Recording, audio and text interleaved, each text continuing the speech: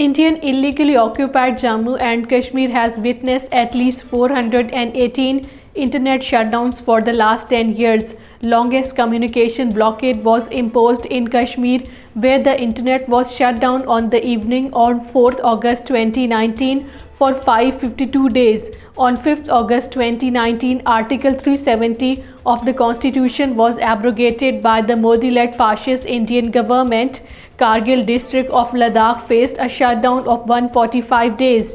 Highest number of shutdowns, 175, was recorded in the Pulwama district of South Kashmir as per the data. Islamabad with 142 internet shutdowns since 2012 as per the data falls second on the list. Shopian, as the database, has recorded 13 internet shutdowns since 2012. Kashmir's summer capital Srinagar, as per the data, has seen a total of 132 internet shutdowns. All Parties Hurriyat Conference, while rejecting the Indian Army officer's claim, has said that India is the biggest violator of international laws in the occupied Kashmir.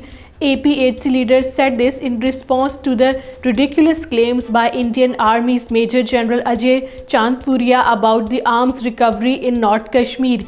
The APHC leaders in their statements turned the allegations as an attempt in vain by India to hide its crimes against humanity in the occupied Kashmir.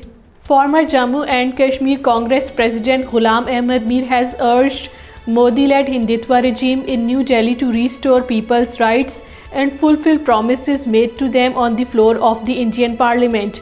While addressing party workers at Nogam area of Shangas in Islamabad district, he said mere statements and tall claims have not changed anything for the people who were feeling discriminated and betrayed under BJP rule.